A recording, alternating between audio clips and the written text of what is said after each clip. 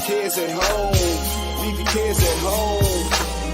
Do your two-step, get your groove on. This is feel good music, you can move on. Relax, stress-free, leave your cares at home. Leave your cares at home.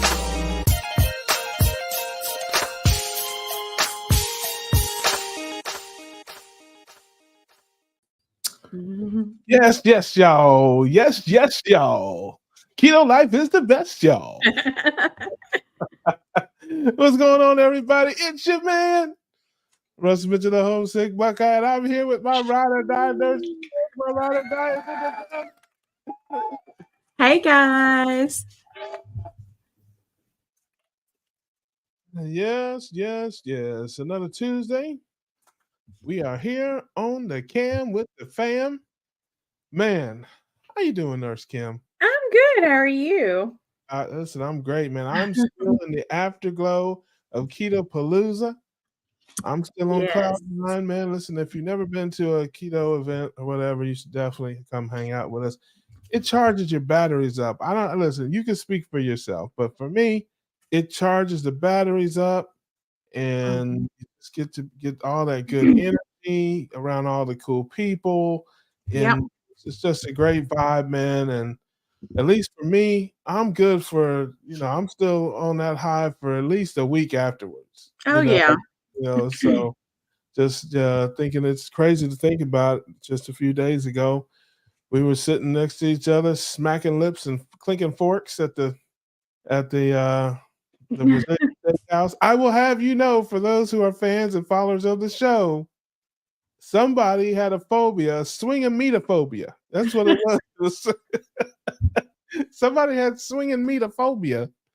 But she conquered that thing. And I'm here to tell you today. Yes. My girl Kim hung out with us at the Brazilian steakhouse, got it in, and that fear is gone. Tell them about it, Kim. It's gone.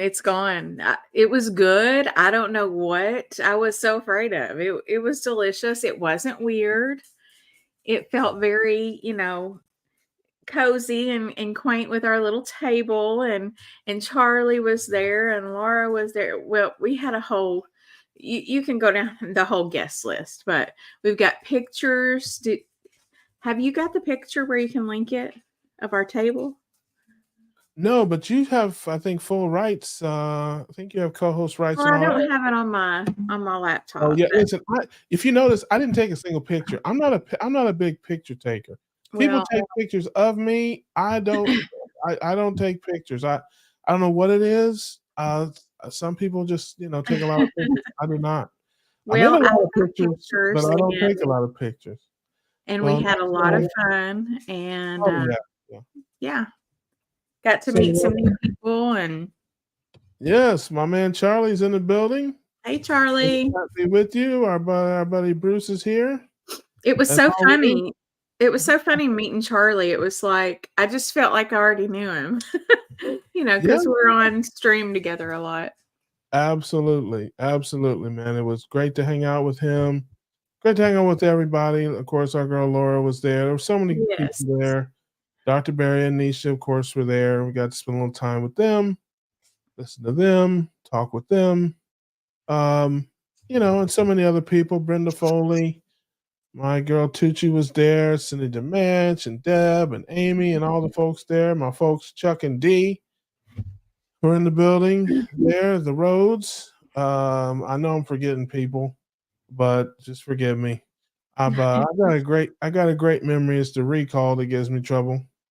But yeah, man, those events are really great. Yeah, I mean, it's the truth. Who else we make sure we got in our man Rick is here, of course. Brother Rick, good to see you. Hi, Rick. And yes, it was definitely great to hang out with everybody. So, but we're back, and crazy thing, I was going to go to the Carolinas, but I didn't because everything is shut down. It's like I-40 is shut down, and it would have been huge detours, and I don't know how long it would have taken me to get there. It was bonkers. So I ended up going home, and I believe it or not, I drove straight through. Oh, wow. Yes, drive. I could not believe it. I left and I didn't know what traffic would be because coming up it was so bad. And even going back, I'm telling you, there were so many Florida license plates. I mean, it was crazy. Yeah, they Um, were probably coming back after yeah, evacuating, yeah. exactly. So I didn't know what it would be. So I left out on Sunday morning and I'm like, let me just get south of Atlanta and we'll see where we're at and how I feel. And I got south of Atlanta and I felt good. I felt good, y'all. I knew that I would, y'all. So I felt good. I felt strong. So I kept going. And I got to Macon. I'm like, let's see how it feel when we get down to Valdosta. I got down to Valdosta. I felt great. So I just kept going. 14 out. Now there was traffic and stuff. It wasn't all smooth sailing.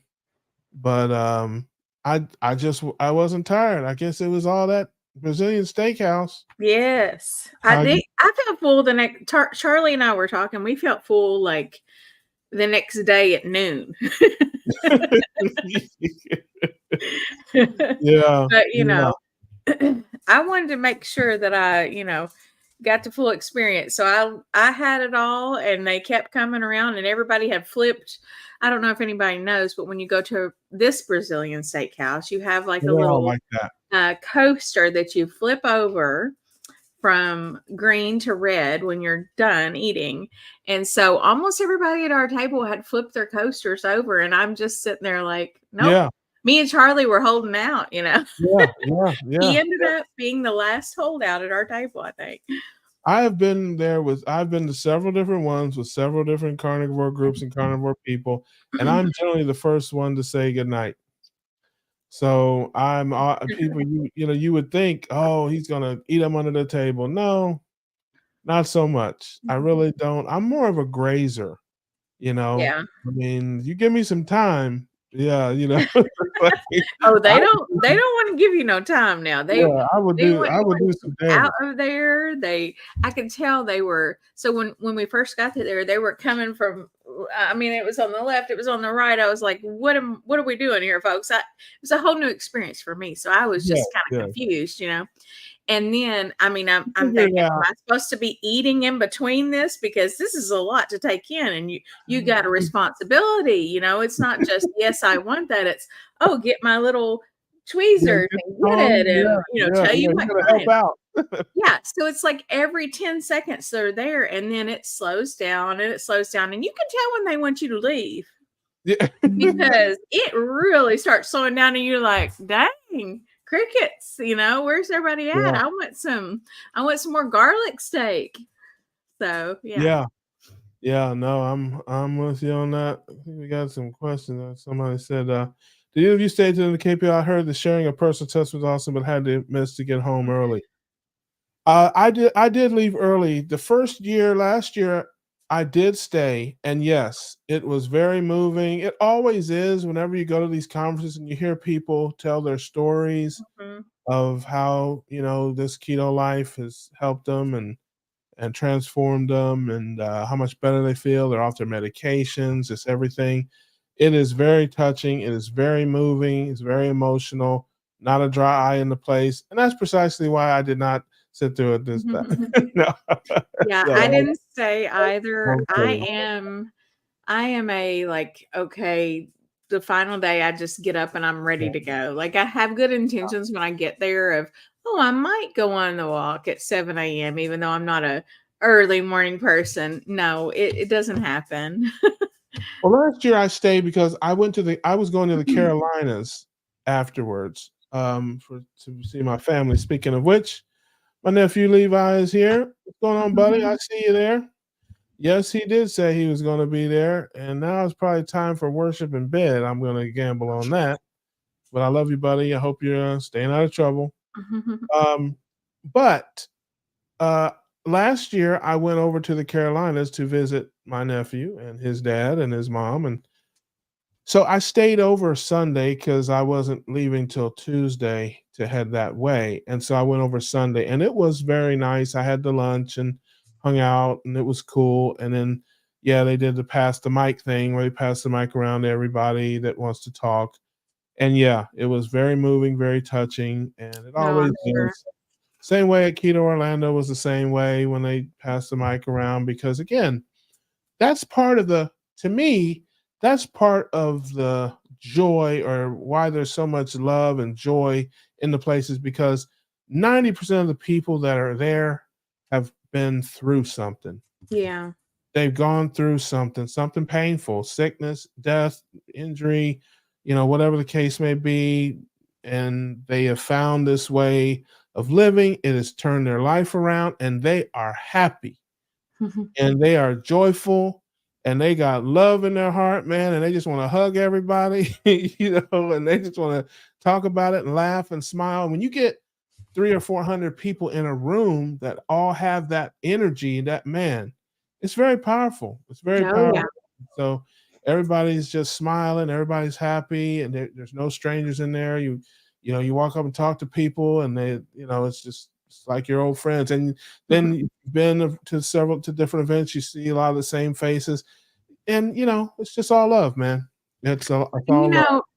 I never get tired of hearing the stories. I think sometimes we can become kind of, I don't want to say numb to it, because we Yeah. hear it all the time, and it just becomes like, oh yeah, this is just normal. But just remembering that it takes a great amount of pain and sickness to have to even want to resort to this type of lifestyle, especially carnivore. I mean, keto, yes, for sure. But like when you get to the carnivore route, it's like, can you even imagine? I mean, the average person can't imagine like what you have been through to get to that point where you're willing to try to eat only meat. Right, right. It's such a drastic thing. It seems so normal to us, and it's wonderful, and we're just like, oh yeah, it ain't no thing. It's it's easy, but it's really Yeah, not, and it's normal it's to so me. powerful. It's normal to me, but it's still a little odd, I have to Yeah, say. yeah, Even though I've it been doing it now for going on 2 years, and I is. love it, I do it. And if you excuse me. If you're out there watching and listening and don't know what we're talking about, this is the part of the show where we fulfill our contractual obligations to talk about something ketogenic. Right?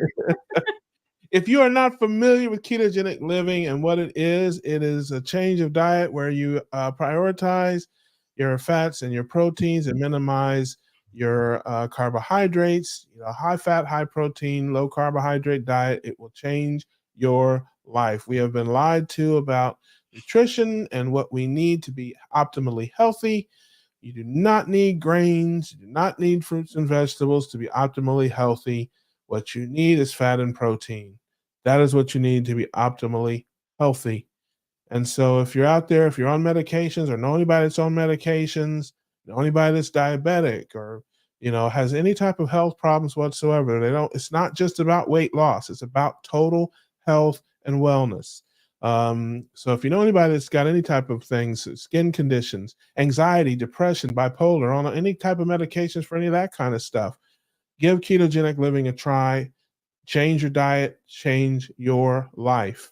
And it certainly has done that for me. It's done that for Nurse Kim and all of the folks, most of the folks listening. But if you're not familiar, now you are familiar. And if you have questions, you can ask them in the chat. Of course, Kim is a nurse. She knows things. I am a doctor. I know I'm nothing. not giving medical advice online though. No, no medical advice, but she's very knowledgeable, and she's we love to spread the message and help people. I am here. Come get these jokes. I'm here for comic relief, but I certainly will share my opinion with people. If you want to come into the chat, there's links in the chat. For those of you, if anybody wants to pop on the stream and say, hey, be part of the show, you can certainly do that. But anyway, moving on. You were talking. I lost my train of thought there. You were talking about something. Yes, I lost my I train of was thought. talking about how desperate you have to be to want to try eating only meat, basically, Yes, it is. It definitely or is. It meat sounds and, crazy. even keto, not just carnivore, but keto too, you Yeah, know? no, I don't think, for me, I didn't think keto was very weird. Um, I mean, because, I did. I remember it was like 7 years ago when I started keto, and it was such a challenge just to get my brain to think, like, "Oh, wait, you mean I can't have that, and I can't have this," and it was a slow a slow traumatic experience of introducing all this stuff. Then by the time I got to carnivore, I'd been doing keto off and on for years. So, that wasn't yeah, as I mean, it yeah, was still really weird and challenging, but it wasn't as big of a sting had it been if I had gone from standard American diet to carnivore. yeah, I didn't find keto to be weird because I guess to me, keto is mostly sugar and processed foods, junk food, fast food. Because keto, you still eat a reasonable amount of fruit and vegetables. You don't really eat too many grains, I guess. But Yeah, you but know, that was what I was addicted to was the sugar and the bread and like I yeah, could have only eaten that. yeah. But I guess what I'm saying, I didn't think it was weird. You know what I mean? Now eating only meat, that's bonkers. Well, okay, Yeah, yeah. that's I mean, it crazy. was so I'm different. It was an yeah, I'm adjustment. not yeah, I'm not a hyena. You know what I mean? It's Yeah. like, that part I thought was just nuts. Like keeping it to just meat and a few vegetables and a few fruits and getting off of the junk food, fast food, processed food, the grains. Okay, I get that. Especially when, like when you explain like the grains, for instance, every single creature on earth, if you want to fatten them up, I don't care if it's a fish, a shrimp, a cat, a dog, a chicken, anything you want to fatten up, you feed it grains. Yeah. I mean, so that made sense to me. Like you got to stay off the grains, the sugars, the fast food, junk food, fried food. Okay, I get that. That makes sense to me because if grains are fattening up everything on the planet, it's probably fattening me up too, you know. But yeah, but when I really bought into the carnivore part of it, um, that was weird to me. I really felt like a weirdo, even more of a weirdo than I Oh, normally feel like. I'm like, this is crazy, and I would be sitting there eating a big bowl of ground beef with like, yeah. and I'd just be like, there's no way I can be getting all my nutrition from this. There's no way. Because Yeah. again, I'm at 50 years old. I mean, this literally, I'm sitting here thinking to myself, this flies in the face of everything I've ever known, everything I've ever been taught. You have to literally take everything you think you know and just throw it in the window, throw it out the window. That's it. Everything you've ever learned about the food pyramid and all this stuff, literally throw it all away. And when you at 50 years old, that's not an easy thing to do. No, it's not. You I know? remember when I heard Dr. Berry talking about it, I thought, I have followed this man for probably, I don't know, probably 5 years at that point, and I thought, "This is it. This is where we part ways." He has lost it. He's become one of these teetotalers, "I'm not gonna be able to vibe with this. I gotta jump ship." And, and then I kinda stuck around and I kept an open mind and I listened and I learned, and, what I learned was amazing. So, Yeah. yeah. Well, I love Dr. Barry's approach to it because again, he's like I am, like you are, not judgmental, not, he what he does in his personal life, he's happy to share the way he eats, but he makes absolutely positively no bones about it. Eat what you want. The battle is against misinformation. The battle is against, if you want to eat a big bowl of oatmeal, eat a big bowl of oatmeal. But the problem comes in when you're eating it because somebody told you it's good for your heart. That's the problem.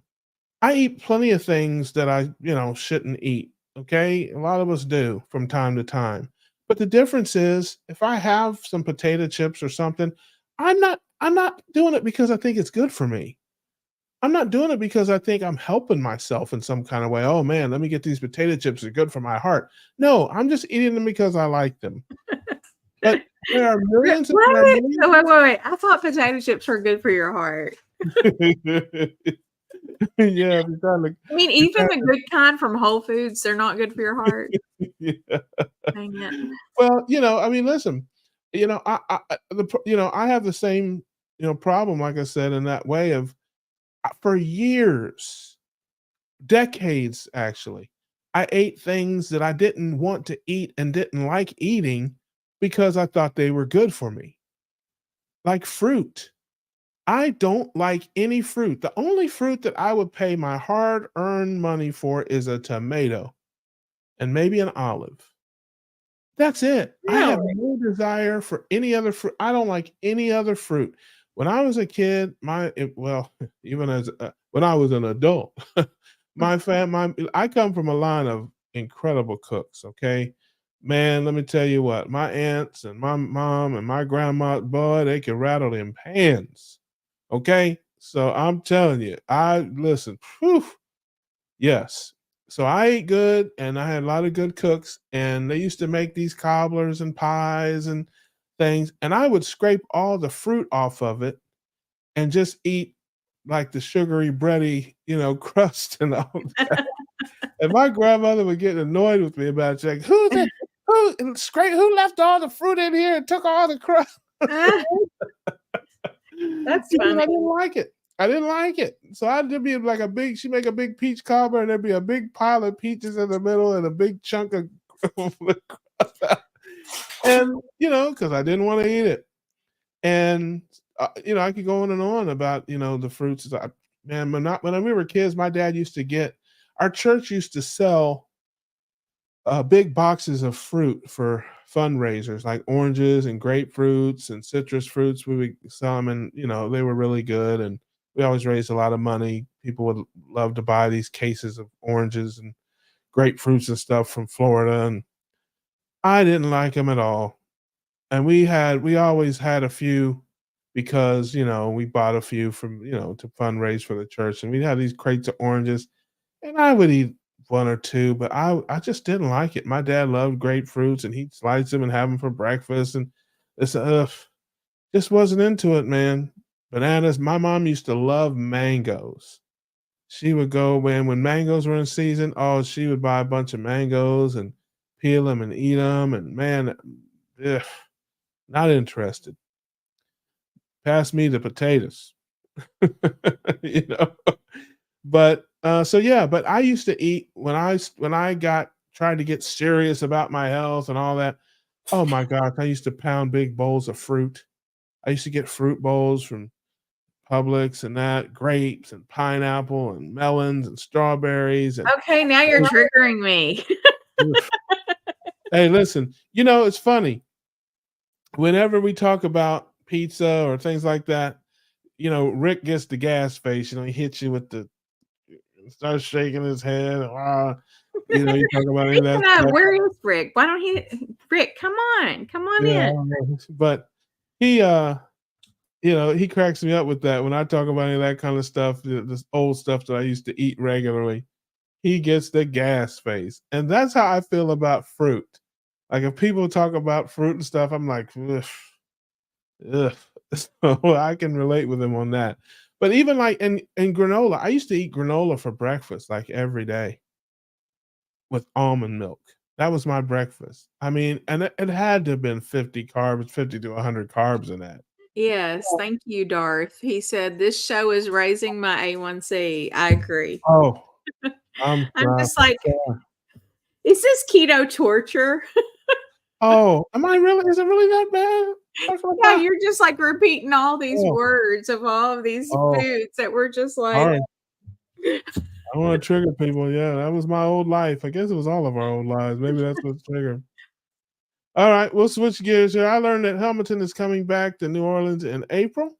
So I'm trying to get tickets to that and go to Fogo de Chao while I'm there. Yes. yeah. You will not be disappointed in Fogo de Chao. Dar says Fogo de Chao is excellent. It is indeed. But they're all, I've been to several different ones. I can't say I like any one better than the other. They're all a little bit different, and I like them all the same. I guess I like my kids. Oh, but yeah, she will have a great time at any of the Fogo and Texas de Brazil, I think, are the two biggest national ones. Those are like everywhere. And then there's little, I guess, mom and pop ones. Um, that's yes, looking forward to a couple hours away. Oh, well, thank you. I don't know where that came up from, but I have been known to carry a tune. I've been known to drop a couple of them too. It says, not desperate, just lobe meats. I think he meant love meats. Love. I was like, lobe, like the liver. Like Earlobe, yeah. you just like to eat. You just like to eat liver. Yes, carnivore makes sense when you've been keto. Sure, I Yeah, mean, it does. and listen, when people get to going keto and start feeling good, it's not a long, it's not a far stretch for them to want to just keep dropping their carbs as low as they can, and they feel good, So, yes, he gives away his fruit. He's got coconuts and bananas and things he gives away.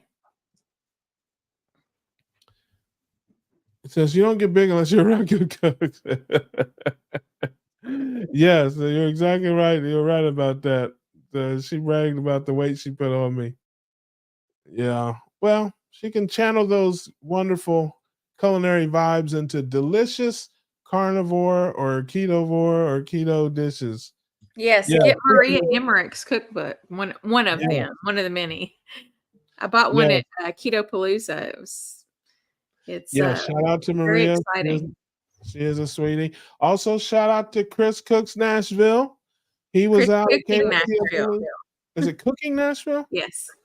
Okay, I'm terrible. There's so many channels, but yes. Yeah, it was so funny. We were all standing in a little circle, and I'm like, the whole time we'd been there, I thought, man, where do I know this guy from? Like, I thought I knew him from here in town or something. And he introduced himself, and I was like, oh, that's why you look so familiar. I literally have watched your show. You're really good. He's amazing. Yeah, he was out at Keto Palooza the first night. Not at Keto Palooza, the Brazilian Steakhouse the first night. He came out Thursday night. Yeah, so that's the first time I was able to kind of hang out with him just for a hot minute because I was kind of leaving and that. But they came out to that Thursday night, and then I was able to catch up with him a little bit longer there on when he was at the event. So that was cool. Rick says my dad loved mangoes. We had a mango tree. Oh yeah. What happened to it? Darth says, yeah. His shoes are raising his A1C. That's what he see. He didn't say the show. He said his shoes. His shoes.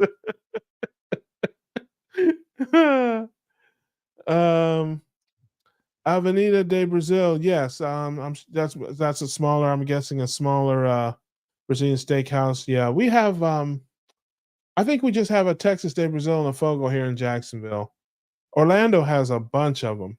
Orlando, I'm telling you, Orlando had like, if you from where Keto Orlando is, within like a half a mile, I think there's 5 different Brazilian steakhouses. There's like a Rodizio Grill right across the street from a Fogo de Chao, and like 2 blocks down, it's another one. I mean, it's like, man, it's like you can hit a different one every night for a week. So, and they're all full. So, yeah. Darth says, "What were some of your favorite insights from the Saturday KPL speakers?" You only sat through one, right? Me? Yes. How many speakers did you sit through? I only missed like a couple. Oh, maybe that was me. Yeah, I got there way earlier than you did. Yeah. So by the time you got here, by the time you got there, maybe it was only one. Yeah, I'm not one for the speakers. If you know me, I actually was pretty good this time. I sat. Yeah, I was impressed. Yes. It's set up different. See, last year, I'm trying to think, it was just set up differently, the hallway and the vendors and that. It seems like I don't remember the vendor room being that big and all that. But anyway, I don't know. So what I got out of it, Charlie, was I finally calculated my HOMA IR after listening to Maria Emmerich speak. And yeah, it's I have no not as, idea what that is. not Do as good tell. as it should be. Oh, geez. Charlie, help me explain HOMA IR. It's like your insulin. So it's homeostatic model assessment for insulin resistance. And basically it's let's see. I've got a calculator on here, but she taught us how to calculate it. I'm trying to remember. Somebody's homie IR somebody's HOMA IR. Okay, I'm gonna have to type in how to calculate. So you take your fasting insulin and then times your fasting glucose divided by 22.5. We don't do math on this show. We don't do math. No math. Yes, if you take the coefficient of your triglycerides and the square root divided by y. Yes, okay. So let's try to do. Okay, so my fasting insulin at my last blood test was 11, down from 23. I might add. Times your fasting glucose, which was 96, I think. Okay, and then divided by 22.5, I believe. Yes, divided by 22.5 , and according to Maria, it should be like under 2. Are you doing it on your calculator? Huh?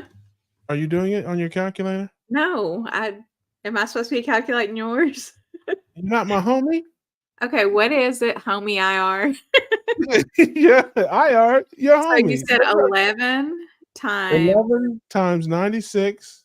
96 equals divided by 22.5. Is that what I said? No, that can't be right. Hold on.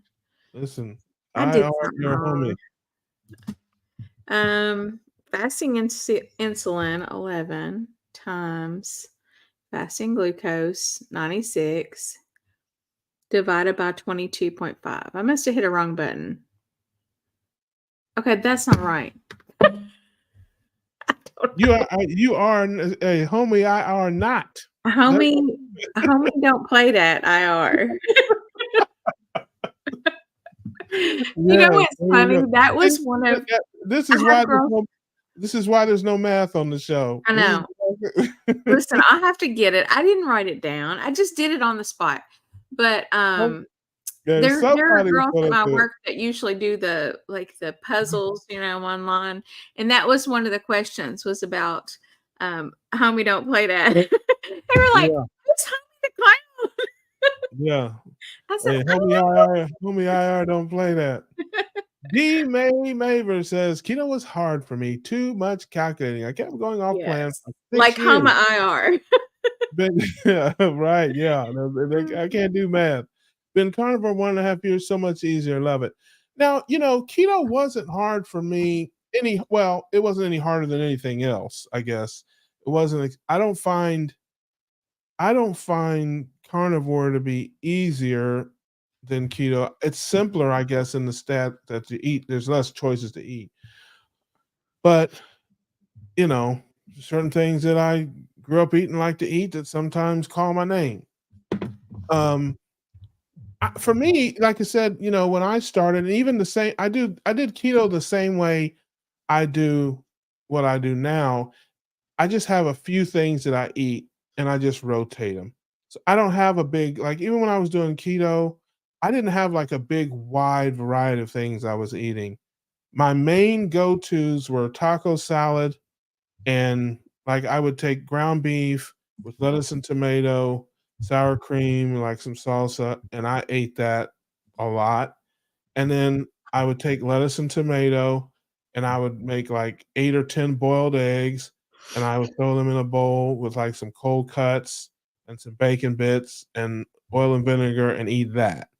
Those are my go-to things. And I ate lettuce and tomato every day of my life, I think, for several months in some form.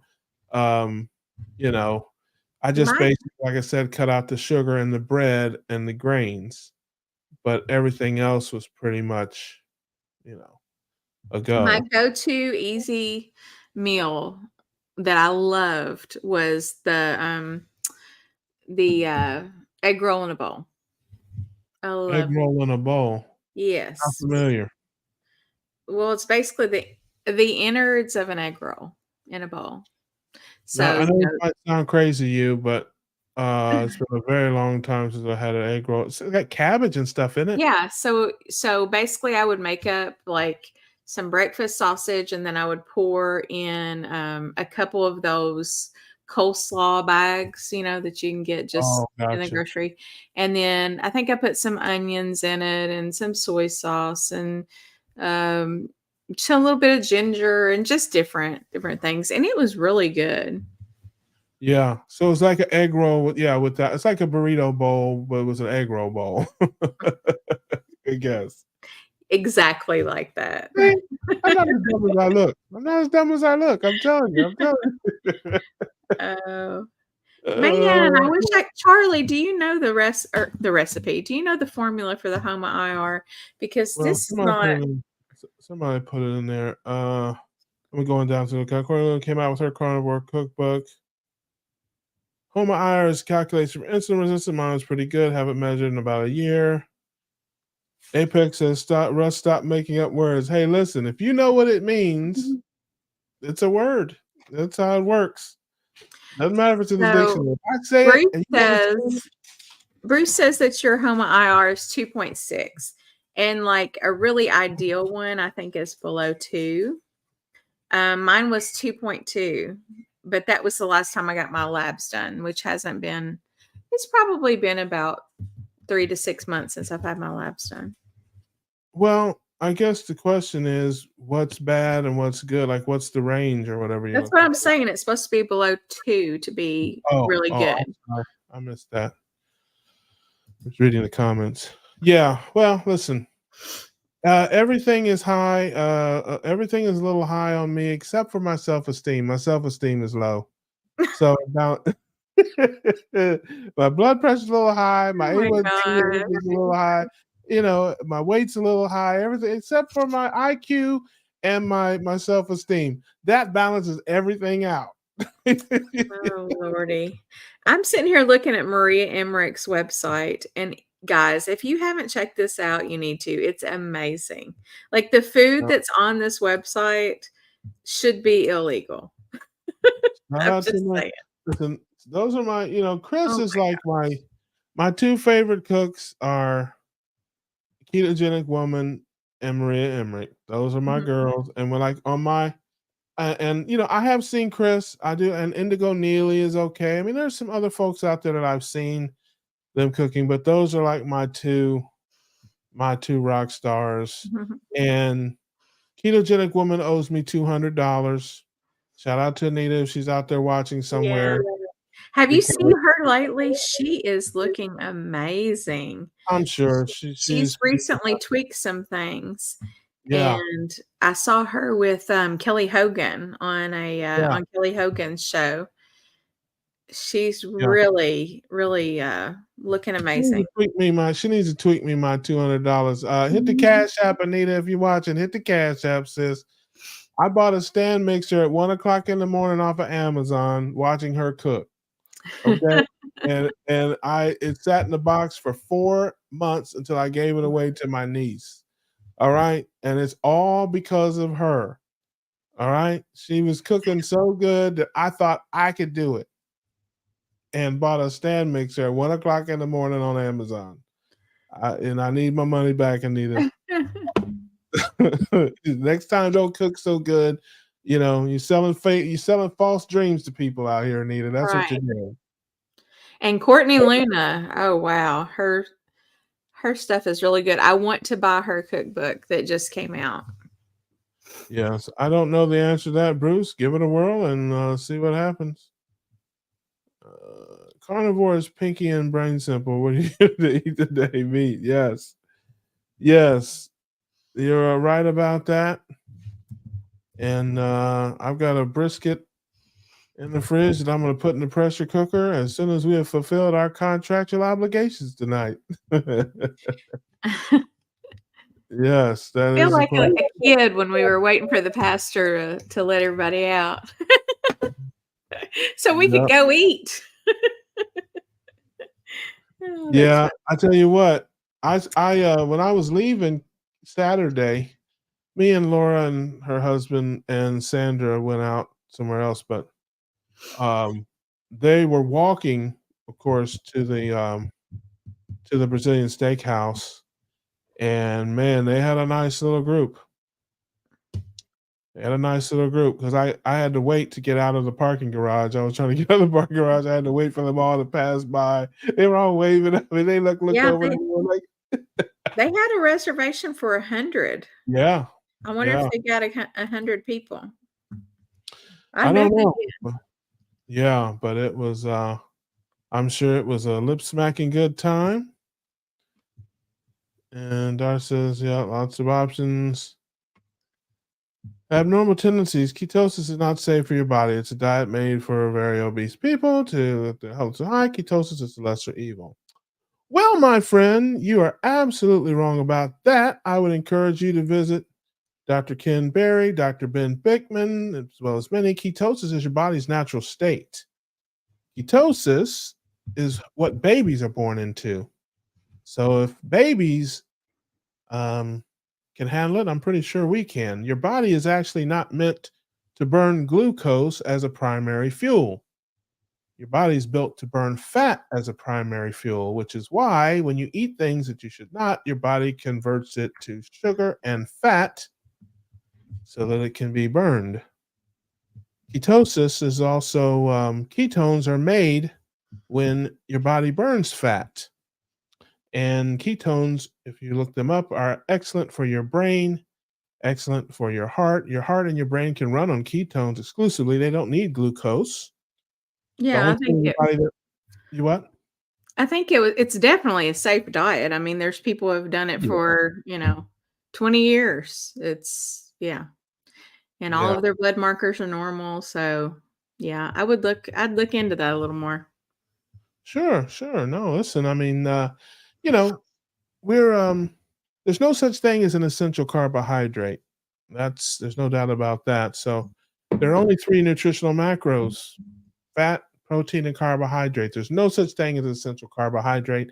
There is no carbohydrate that your body needs for you to live a long and healthy life. Fat and protein are important. Everything in your body, from the top of your hair on your head to your feet, is made from fat, cholesterol, protein. Nothing's made from carbohydrate. And actually, it wasn't made for overly obese people. It was made for people who had seizure disorders. So Yeah, and I don't even, truthfully, I think it was recommended because the diet had changed. If you look ancestrally, we didn't eat that stuff. We yeah, ate fat and protein. If you look at people thousands of years ago, they ate fat and protein primarily. The Hot Pocket and the Pop Tart weren't around 300 years ago. you know. So, like I said, I would encourage you to get some additional information. I'm sure you mean well, but I think you're wrong. I don't think he does mean well. Looking down Well, at the next comment he's made, so listen, I mean, that's that's okay. we've heard it all before, Yeah. and you know, look who's here, everybody. Hey, Hey. my Keto Palooza buddies. Yes, we were talking about you briefly earlier. I think we were. We may have forgot you. I don't I know. hope it was all good. Hey, I might have forgot to talk about you, but I can never forget you, brother. Okay, first things first, fishing wise, how'd it go? Well, it was a tough day. We ended up finishing fourth, but we had a good time. So, Well, that's all that matters. yeah, one of my friends actually, won it and got big bass, and won all the money, but so really glad for him. But it was a great year, and we got out there and we tried. I was casting baits all day, burned up some calories. I'll tell you what. Yeah, man. It's Next work. time what you do is you get you an inverter and you stick the positive, negative in the water, and the fish just jump into the boat, man. I'm telling you. Yeah, I'm kidding. I'm not even sure that would have worked. Yeah, I'm just kidding. We don't listen. We don't mind cheating, but we don't want to talk about it. So, so yes, we have someone with a little differing opinion in the chat there, and we're just that's fine. Absolutely, we love to talk about our diet and share it with people. This is not a new diet. The zone was first. It was deemed harmful, and then watered down versions emerged. Well, we never said it was the zone wasn't the first. Okay. If we're gonna talk about things, let's get our facts straight. First of all, the zone was not the first of these, so whatever. Yeah, I don't have any time or nor desire to argue about my way of eating. I share it because it's helped me. So if it's not for you, like, just scroll on. It's kind of like everything else on the internet. I don't really, I don't have time for that. We are evangelists here. At least I am. And so I don't mind the sugar sick. I don't mind the sugar sick souls. I am. That's what I'm here for. That is what we're here for. To at least me. This is it's my platform, and I don't mind at all as long as people are not cursing or using profanity or things of that nature. I have no problem talking about why I do what I do, and hopefully directing you to other people, scientists and doctors with different opinions. Because let's get real. Most people think like this person thinks. I mean, we're in the minority here. Yeah. So I mean, it's not like they're saying anything new that we haven't heard before over and over. Yeah, I mean, there are doctors out there. This person might even be a doctor for all we know.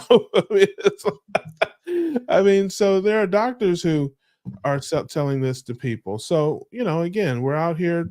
This is evangelism for me. This show, my cards, everything I do, I love to share what I'm doing and to try to get people to look at other data besides the data that they've seen, because we know there's data out there that will tell them this. And I'm happy to explain why that data is not correct. So yeah, man, as long as it's respectful, I have no problem with it. Go ahead, Brett. I would encourage them to check out the history of the food pyramid and the Ansel Keys and where the standard American diet originated, and all of the fingers and evil things that are weaved through in it with our economy and companies and the FDA, and to just look at the history of the health of the human race for the last 100 years, and then what it was like, way before that. Heart disease, cancer, these are relatively new diseases that, have hit us in the last 120 some years. So I'm not sure where he's coming from on his angle, if he's a vegan and doesn't agree with the meat eating, or if it's something else. But I would just, appreciate his opinion and say, do a little more research, buddy.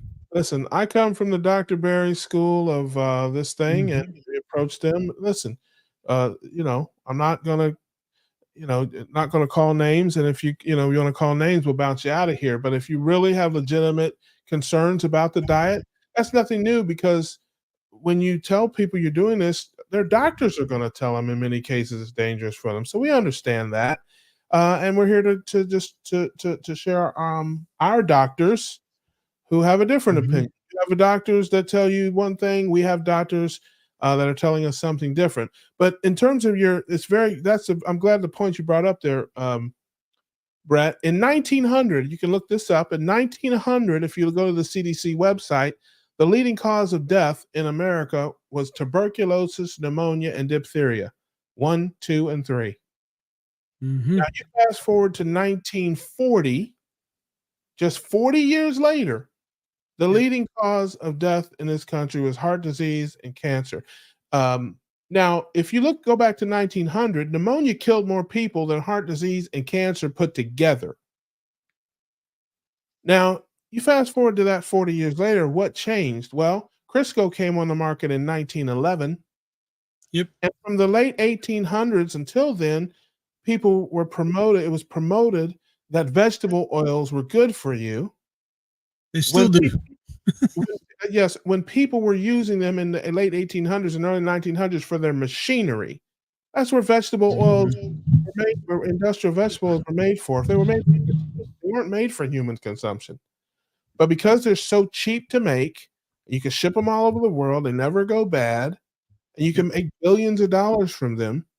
It was promoted to people as being good for them, and they should change from using animal fats, which is what people ate in those days, to vegetable fats. And if you look at a graph from 1900 till today, and you see the use of animal products going down, and you see the incidence of heart attacks and strokes going up. So eat what you want. So But I would tell abnormal tendencies, just try it our way for 30 days and see what happens. Do your own N=1 experiment and eat beef, butter, bacon, and eggs twice a day till you're full for 30 days, and then come back on here and tell us how you feel and what it did for you. Unless you're a vegan and you're just not going to do it, but that would be and I would tell them that how could you possibly think that eating a plate with half meat and half vegetables, which will bring ketosis, by the way, could be wrong. Like, I don't think in anybody's worldview unless you're vegetarian for other reasons, and I respect that. Hey, whatever, but I'm not. And if I go to my doctor right now and I say, not anything about ketogenic, right? But if I say, hey doc, I'm eating half meat and half vegetables on my plate, they're going to say, great, keep it up. Your numbers look great, Well, we got Doc V to the rescue here. Dr. Nelson Vasquez, more than 30 years of MD experience. And there are so many others like him who are, can help out with this. And if you don't believe us, maybe you'll believe him. Even if you don't believe him, you have to respect his knowledge and you have to respect his expertise. But here's the thing.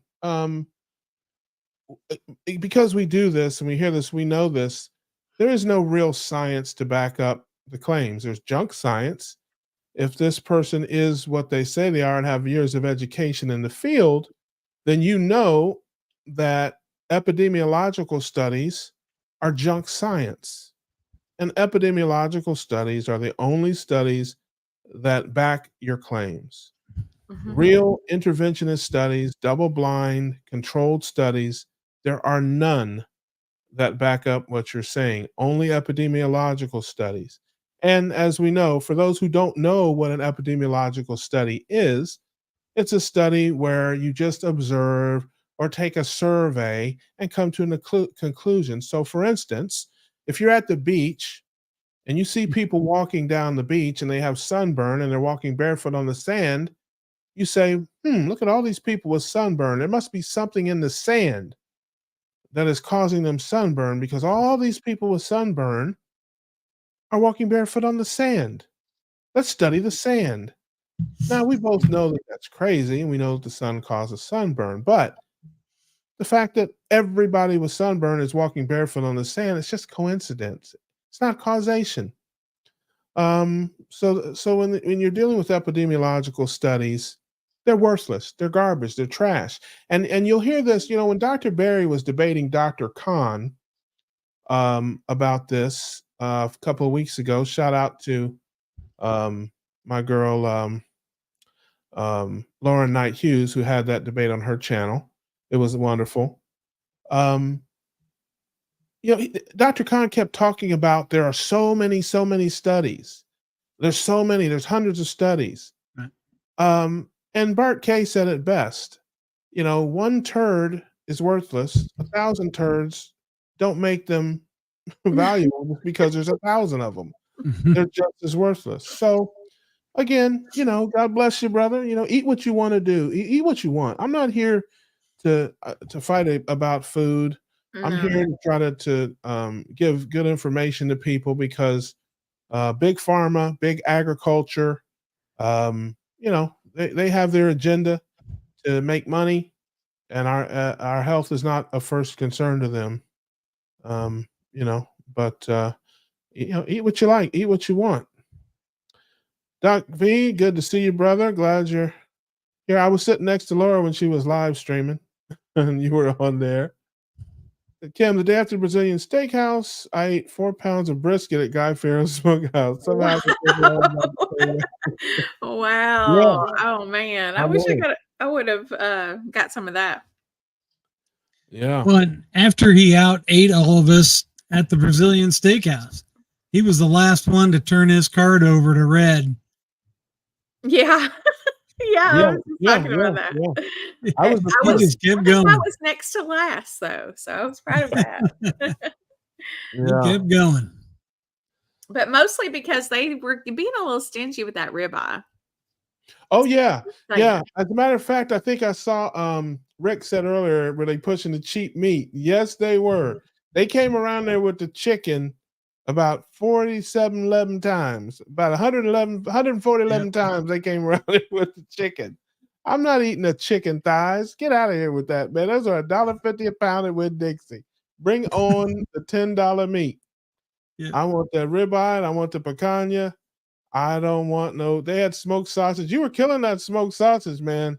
I had one piece. I had one piece of, I had two. I had a piece of that chicken sausage, which wasn't any good.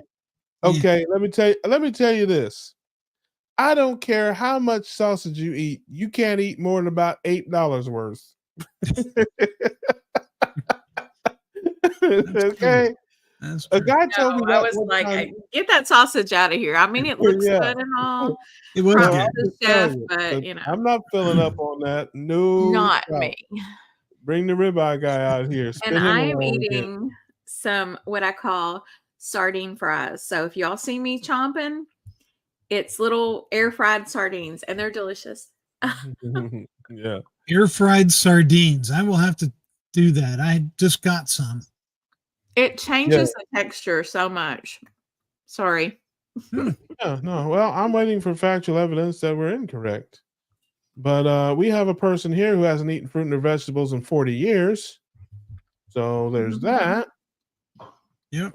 Dr. Nelson. Yeah, I think I missed that, but I may have to check that out. I have to go back. Mm-hmm. Yeah. Yeah, watch that. It was good. Hey, Rhonda. There's my sister, Rhonda. Everybody say hey to my big sister, Hey, Rhonda. She's in the Have a Carolinas. sardine fry, Rhonda. Not the part that blew away. My sister Rhonda loves sardines. She eats sardines probably like every other day, or if not every day. So they're delicious. Yes. Well, I certainly am not any kind of doctor, but Dr. Nelson Vasquez is. Dr. Sean Baker is. Dr. Anthony Chafee is. Dr. Tony Hampton is. Dr. Annette Bosworth is. I could give you 20 doctors you can talk to. PhD. But, I mean, what you want. We don't need a doctor to tell us how to eat. I'm sorry. Like, I respect all those doctors. I love them all. I don't need a doctor to tell me that, eating the way I do completely took away my joint pain. I'll tell them that when I go, or when I don't go, actually. When I go once a year, check in. We don't need one. Abnormal tendencies clearly does. What do we got here?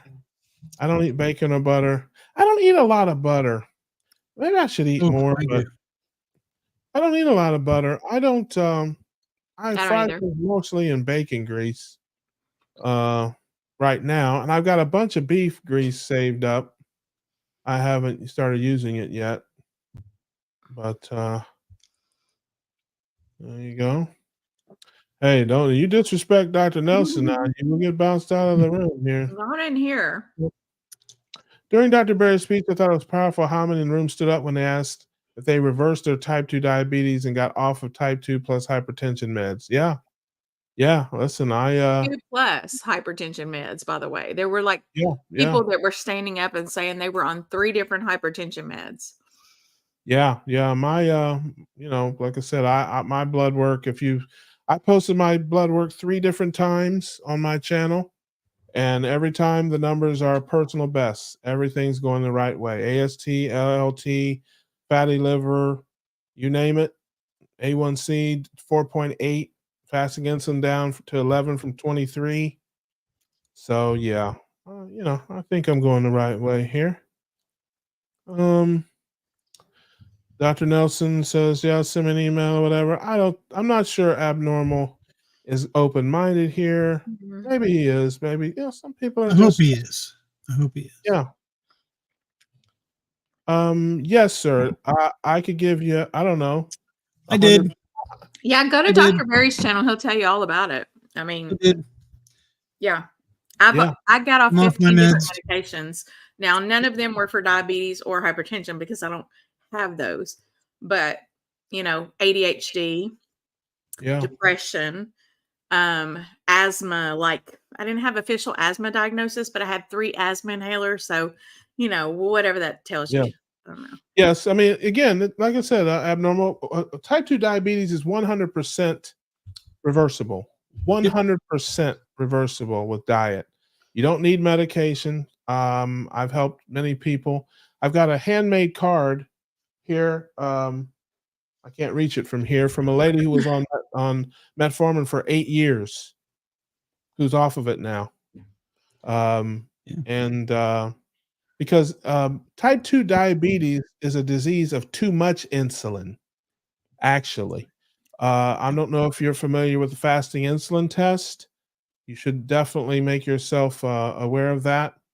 Fasting It's basically insulin is carbohydrate overload, yeah, Right. and when your fasting insulin levels keep increasing and you become that's when you become type 2 diabetes. You're making insulin, you're just not making enough to keep up with what your body needs.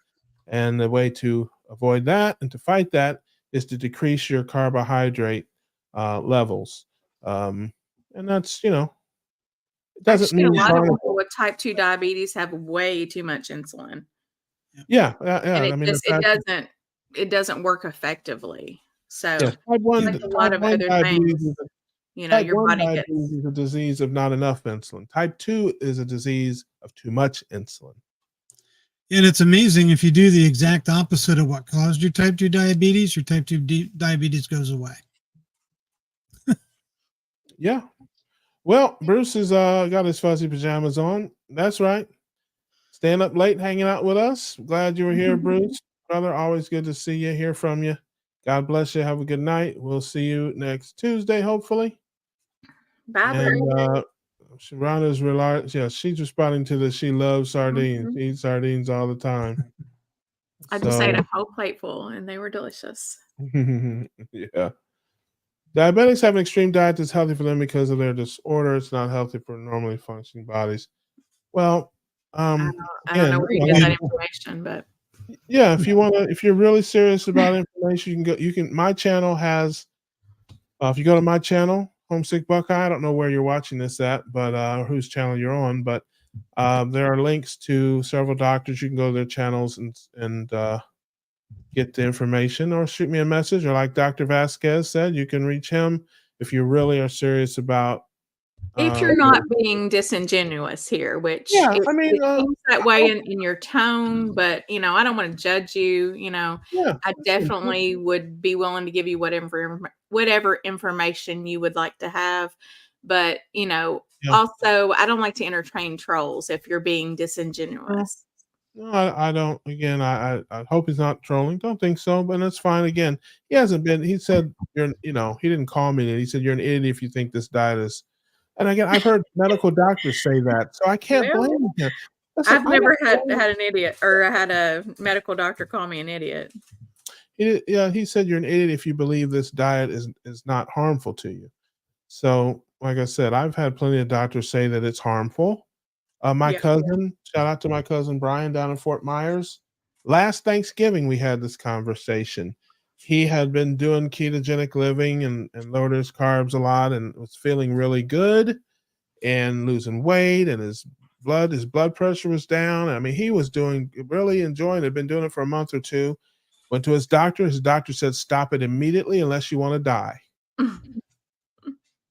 That's what his Doctors doctor don't know told him. everything. They're just dudes and chicks. So that's why I don't get upset with people when they come in here and say it's dangerous. There are medical doctors telling people it's dangerous. So you have to, if you're in this for evangelism, as I am, you got to understand people love their doctors just as much as we love ours. And when Dr. Berry tells us these things, or Dr. Hampton, or whatever doctor you kilts, or whatever doctor you like and listen to, we listen to them. We trust them. Other people feel the same way about their doctor.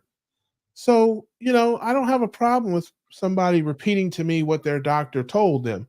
What I say is, and I told my cousin the same thing. Hey, I got a doctor you should listen to. Check out my doctor. Here's 2 or 3 of my doctors that I listen to, and here's my experience. So this is evangelism. This is part of evangelism, is sharing this, and hopefully he has an open mind. Hopefully he'll do some additional research, get some additional information. And many, many, many thousands of people who thought just like him are now living just like us, including me. There was a time when I would have said the same thing. There's a time when I've been like, you're out of your mind. What? No fruit, no vegetables? That doesn't even make sense. I mean, I thought that way. I think we all did. It's not. That's what I mean. So that's why I don't get upset or get annoyed with people if they are, sincere when they say these things, because I used to think the same thing. I love it. And I'm glad he's here. He's where he needs to be, right here with us, getting some additional information, and hopefully bettering himself and bettering others. So I'm good with that. Apex, I did. A1C down from 10 to 5.6 last time I checked 6 months ago. No meds. So keto to carnivore. This guy's asking heart failure in his 40s. Okay, well now if you're using foul language and that, you got to go. So that's needs to check out Dr. Ovadia. If he's wondering, eating meat is going to cause heart failure, that's a very kind of old idea. They figured out what is causing it, and it's not the meat.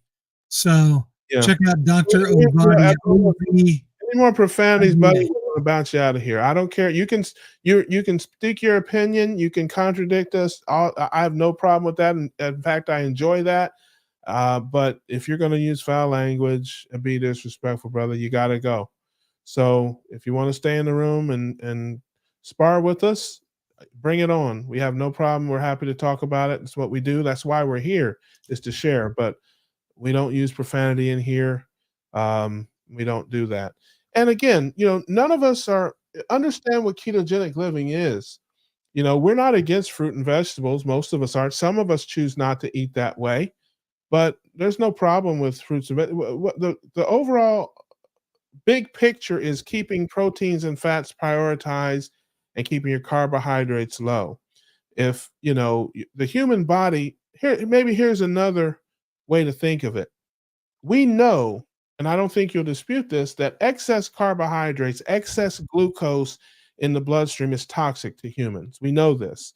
And your body has a defense mechanism against elevated blood sugars and such, and that's insulin. Insulin comes in, keeps your blood sugar down because your blood sugar is too high. It will kill you dead. Your body has no protection mechanism against fat or protein, because those things are good for you. Those things are what the body wants. If fruit and vegetables and grains and all the things that raise your blood sugar were so good for you, why would your body have to protect you from them? Why would your body have to protect you from them and lower your blood sugar? So even from a common sense standpoint, if you know that high blood, it doesn't matter what it is. It doesn't matter whether it's M&Ms or mangoes or muffins. They all raise your blood sugar. It doesn't matter if it's popcorn or potato chips or pizza. It all raises your blood sugars. So if your system is constantly trying to keep your blood sugar down, pushing insulin out, we just help our body by keeping our carbohydrates and sugars down naturally so that our body doesn't have to defend us. So even from a common sense standpoint, um, not caring at all about what you eat, keeping your blood sugars low is the way to go. So if that means you like to eat some fruit or vegetables, fine. But there's a point at which your blood sugar is too high, and your body doesn't care whether it's bananas or ice cream. If you take a type 1 diabetic and they have no insulin, and you feed them a big bowl of grapes, it's going to do the same thing to them that a bowl of ice cream would do to them. Either way, they're going to end up the same place. So again, keep your blood sugars low, keep your proteins and fats high. That is the way to optimum health. And that if that includes fruits and vegetables, have at it. I know a lot of healthy people that eat some fruits and vegetables. Yeah, I mean, you can be keto and be a vegetarian. So, Absolutely. it's not like it's not like this way of eating cannot be applied to, other areas like Yeah. vegetarians. It would be pretty hard to be a vegan, I would think, but I don't know. Hey, Jeanette, having the time of my life.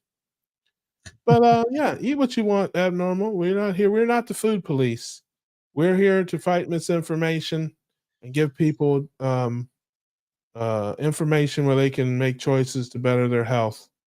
And I am here I'm not here for evangelism. I'm here to share my experience because I can't not share it. My life has been deeply affected. So I have to share that. To me, evangelism is like trying to talk somebody into something. I'm not trying to talk you into anything. I don't really care how you eat, but I'm telling you that this has made me feel this way. And if you want to learn more about it, I'm open to telling you, but like I said, I don't speak with people who I believe are being disingenuous and trolling. That's not fun for me. So he talks like someone who's a traditionally trained nutritionist, because he mentioned, eat lean meats and lots of veggies and fruit and whole grains and exercise when you can, and that's the recipe that has made America and the rest of the world sick over the last 40 years. Prove to us that eating lean meat, veggies, fruit, whole grains, cocoa pebbles and skim milk is what is going to make America healthy, because we've been doing that for decades, and heart disease is up more than any time in human history. Cancer's up more than any time in human history. That's right. Yeah, and if I eat what he said to eat, I'll be really, really hungry. Just searching for food everywhere, and I'll have high blood sugar because I can tell you I've done experiments on those grains you're talking about.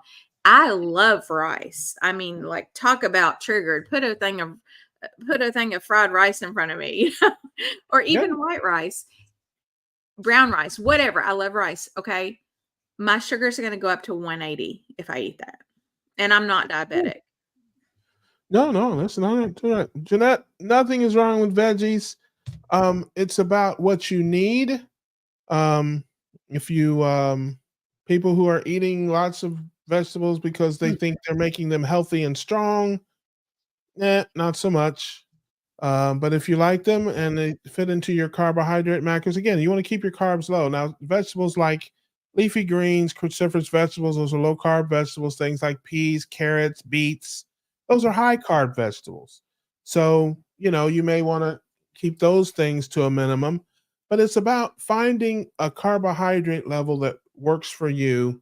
That carbohydrate level is 99% chance going to be less than 50. Unless you're exceptionally active, if you're young and active and all that kind of stuff, maybe you can go higher than that. But for an average human being who's moderately, active, some number under 50 is going to be the number that you feel your best and you have your best health. For many other people, it's going to be a number, like for me, a number under 30 or under 20 where I feel my best and feel optimum. But everybody's different, and you just have to find your way. But the big picture is high fat, high protein, low carbohydrates. That is the diet for optimum health. No, I did not. One other thing on the veggies, real quick, Russ. Yeah, go ahead. It's not necessarily the veggies. A lot of times, it's the glyphosate and the pesticides that are sprayed on them that do not wash off, and it's the oxalate, that cause all kinds of internal problems over time. So, and if you listen to Dr. Chafee, plants, they have toxins, defense mechanisms that are, actively working against our health. So, he says plants are trying to kill us, which there is some truth in that. So, Yeah, I love Chafee. That's my guy. I rock with him. Some of that stuff I think is a little hyperbole to get some clicks and things like that. It's a big tent. There are lots of folks, including me, who eat some limited vegetables. And I will eat organic vegetables. I'm not going to eat a bunch of. I'm not going to willingly eat a bunch of glyphosate. Yeah. I'd like to see a study on how the human body effectively absorbs nutrients from various vegetables. What percentage do you actually absorb when it goes through your digestive system? Well, again, just like we talk about ancestrally, vegetables are part of an ancestral diet. They eat plenty of vegetables in the Bible. I'm just not, you're never going to get me to go hardcore against that if that's what people want to do. I personally don't eat very many. Last vegetable, I think I had some broccoli in March. I'm not in March. Yes, because my family was here. What's that, March Madness? You were just like, we're going all out tonight, broccoli, baby. March was terrible. It's when my Pop Redden was here and fell and broke his hip and all that stuff. So my family was here in March, and they're vegetarians. They're Seventh-day Adventists, and they make a big pot of vegetables. And I had some broccoli, about enough to fit in the palm of my hand, and I happen to like it. I had some green beans. I love broccoli. About 6 months ago. I like vegetables, and I will eat. If I'm out at a restaurant, I almost ate some. We went out Saturday night, and I almost had some asparagus. I like asparagus. But again, for me, and this is just me. I'm not speaking for anybody but me. My biggest thing that I stress and what I think is important is just to give people information so that they can make their own choices. I hate when people are told that things are good for them when they're not. If you want to eat ice cream, if I eat a big bowl of ice cream, I'm not under any illusion that it's good for me. I'm not eating it because I think it's helping me. I'm eating it because it tastes good and I like it. But when you're telling somebody, eat oatmeal is good for you, eat vegetables, eat grains are good for you, I have a big problem with that. If you say, hey, eat grains, there ain't nothing in it for you, but if you like eating it and you work out enough and can be healthy eating it, eat it. That's giving people a choice that they can make on their own. But when you say, hey, eat this or you're going to not be healthy, man, that's bull junk. And I don't like that. And I don't like the way that's presented to people. So to me, there's nothing wrong with eating anything you want to eat as long as you're healthy, as long as you know what you're doing when you do it. If you want to have a little bit of this or a little bit of that, have at it. But don't think, I better eat this or I'm going to die. And that is appropriate for humans to have it every now and then. Like fruit, humans would consume fruit in the fall this time of year when the apples are ripe, when the berries are ripe. And then when they're gone, and they're back to meat until, next fall. That's right. So, well, it probably depended on where they lived too. If they were in a tropical area, they probably could get away with eating a lot more fruit. And they were active. They worked in the fields and were busy all the time and worked out. They could burn those things up. It's about the excess glucose. If you eat 100 carbs a day and you can metabolize 100 carbs a day, you're fine. The problem is most people can't metabolize more than 50 or so a day, and they're eating 400. So it's like you get this excess carbohydrate and this excess glucose that's just beating you to death and causing your insulin to spike and causing so many other things. So it's all about your metabolism, and what makes you you. I can do things that Brett can't do. Brett can do things I can't do. we And can do things Kim can't do. the thing is, if we had not gotten our bodies into such a state, if we had a healthy, optimal metabolism, Yeah. sure, if we were young still, sure, we might be able to get away with eating the way that, he's saying to eat. I mean, I could probably easily do that if I was in my 20s. But now that I have, pretty much eaten so many carbs throughout my lifetime that I have just shot my metabolism, I have to resort to doing something drastic. Not that I don't believe that eating whole, real foods is the way to go, no matter what diet you're on, because that's 100% what I believe. And I've seen evidence for, but it's just, there, you have to be in a certain state of health, like we were talking about earlier in the show, to even want to try something like this. Like, Yeah. nobody wakes up and says, I think I'm just going to only eat meat. Well, maybe Rick. He might do it. Well, it's funny. It's funny you should mention that though, because I talk about this. Little babies, my sister had a bunch of kids. I've seen a lot of little kids. You got to fight them to get them to eat vegetables. You got to fight them. Yeah. But you give them give them a like a wing bone. My sister used to give like the little ones a little wing bone to gnaw on when they were teething and stuff. It's a great teether. Not a one of them ever threw it down. Mm-hmm. Every one of them just.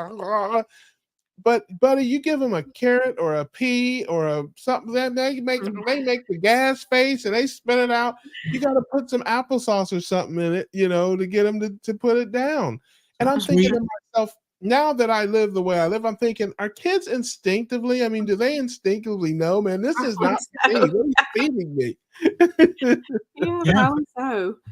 It's like they know instinctively, man, this is ridiculous. Where is the meat?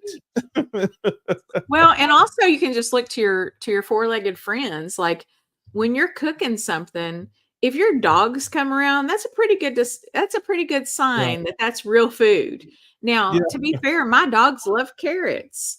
I think carrots are great, I don't eat them lately, but I definitely intend to go back to eating carrots eventually. So I like vegetables. I would eat a lot more vegetables if they fit into my carb. I mean, I like to stay around 10, 12 carbs a day max. And I get that from seasonings, really, just sauces and things like that. It's really the only carbs I really get. But if I could eat broccoli and asparagus and things like that and stay under 10 or 12 carbs a day, I would, because I like it. Eventually, once I heal my metabolism, if that ever happens, and I'm well on my way to it. I've come a long way. I may do 100 and below carbs as long as my body responds appropriately to it. I don't have a problem with that.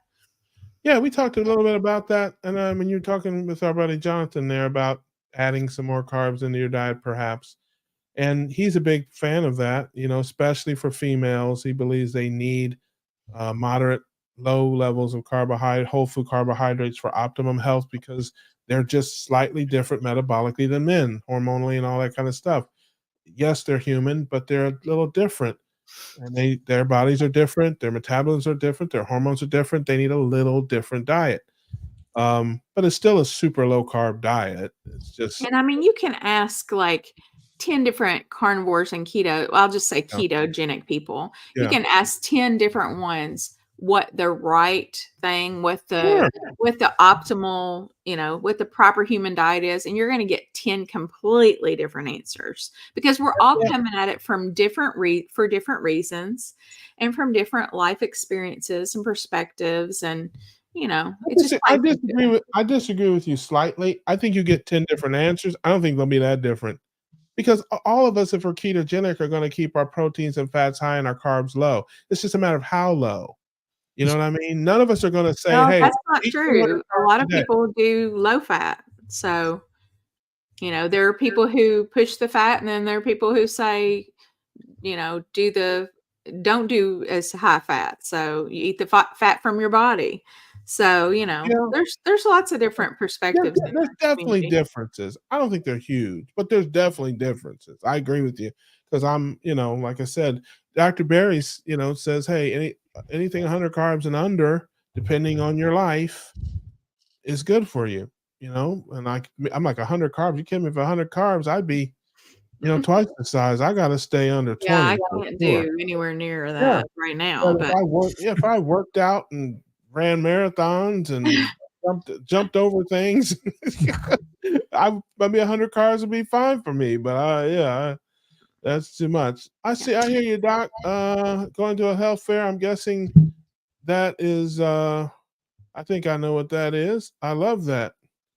Hey guys, I need to jump off. Yeah, we're being called upstairs for something. So yes, we are done here. So we have fulfilled our contractual obligations. So we are going to shut it down here. I want to thank everybody for hanging out with us tonight. I appreciate you guys as always. We'll see you next week on the Keto Cookout here at Tuesday, 9 o'clock. Until then, take care of yourselves. We'll see you on the next one. Bye, guys.